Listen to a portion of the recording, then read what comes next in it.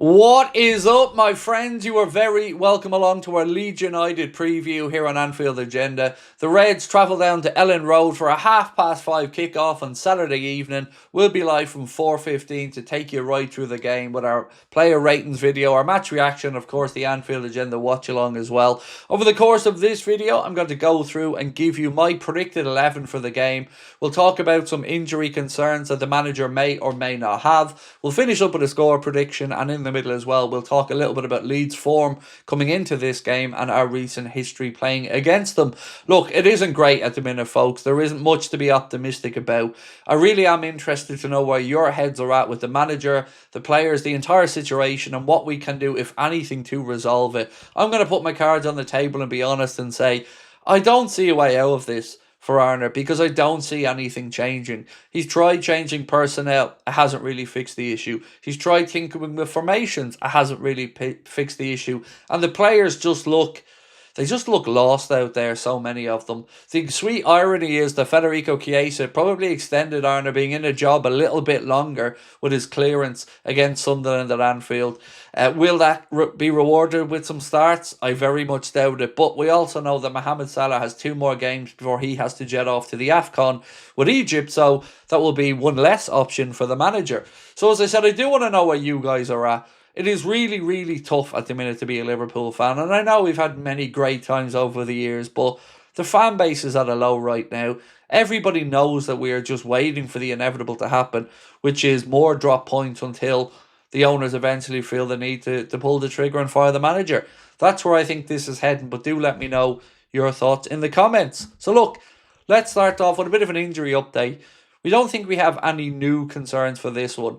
Connor Bradley should be available for the game. Whether he starts or not, I'm not sure. Jeremy Frimpong's back on the grass doing a little bit as well. So they're the positive sides. Now, let's take a look at Leeds' recent form coming into this one. As you can see, head-to-head, Premier League 2022-23, it was Leeds United 1, Liverpool 6, and my goodness, what I would give for a repeat of that scoreline. It was Liverpool 1, Leeds United 2 in Premier League 22-23 at Anfield.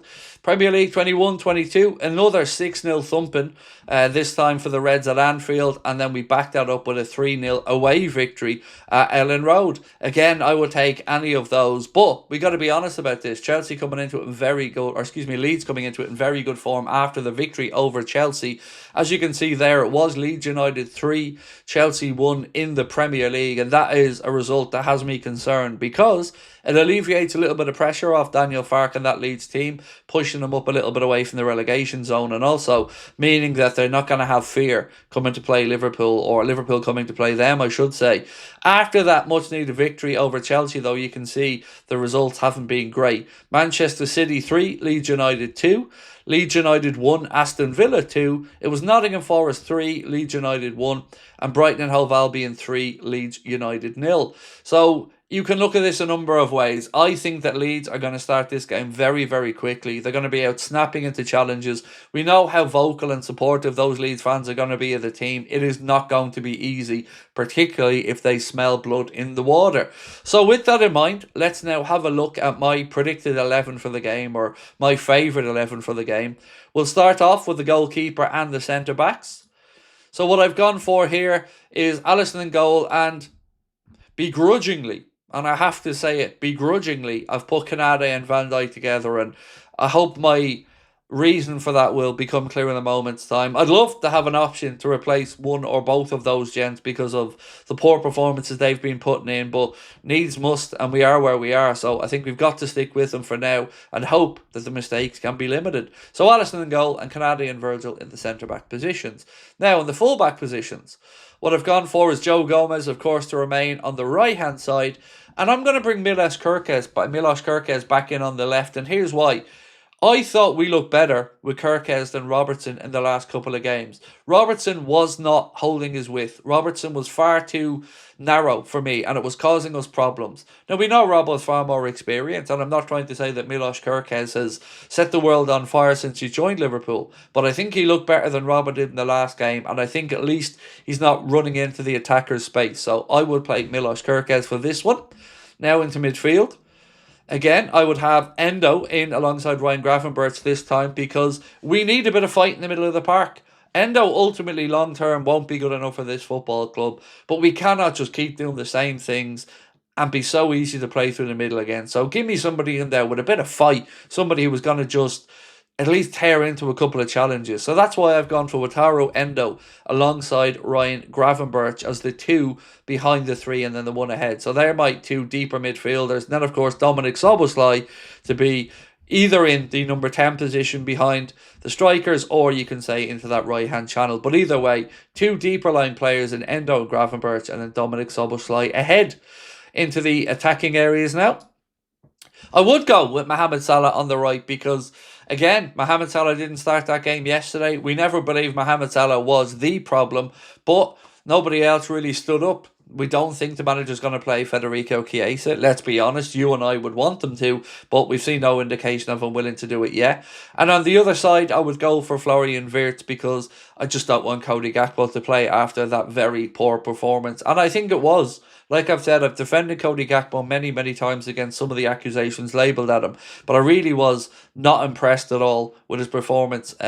So, yeah, I'm going to put Florian Wirtz in on the left-hand side. I'm going to put Salah on the right-hand side, and then through the middle, I've gone for Hugo Ekitike. And it isn't because I don't think Isak is good enough. It's because right now they don't look like they have any understanding of how to get Isak involved in the game, nor be able to get him into the little pockets of space in the penalty area where he can do damage.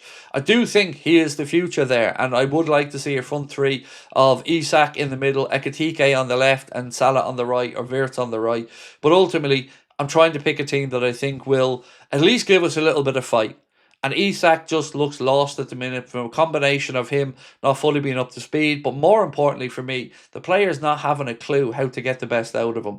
So my 11 once again, Alisson Becker in goal, Gomez at right back, Milos Kerkez at left back, Ibrahim Konate and Virgil van Dijk in the centre-back positions, Wataru Endo and Ryan Gravenberch as the deeper-lying midfielders, with Mohamed Salah, Dominic Szoboszlai and Florian Wirtz. Look, you can mix around Szoboszlai, Wirtz, Salah, and I do hope there is a bit of a movement there, but that is the three that I would put in behind Hugo Ekitike, who, let's be honest, has been unlucky not to start the last couple. So that's the 11, ladies and gents. Now to finish up, I'll just give you my score prediction. And honestly, I toyed really hard with losing this game and predicting a loss because a lot of me does feel that's what's going to happen. But the eternal optimist in me is shone through. So I'm going to hope and go for a 2-2 draw at Elland Road against Leeds United. Could we win the game? Of course we could. Could we lose the game? Yes, of course we could. So for me, I've gone with the middle ground. I don't like these draws because I feel like it buys the manager a little bit more time, and ultimately I do think it's going to end up with him being fired. So that is it for me for now, ladies and gents. 2-2 for the prediction. That's the 11. Now it's over to you guys to let me know your thoughts. It is difficult for us all at the minute. We got to try to stick together as much as we can. We'll be live here from 4:15 for the watch along. We'll have our match reaction, a player ratings video, and of course everything else you would expect on a match day. We'll talk to you soon. Much love. Bye-bye.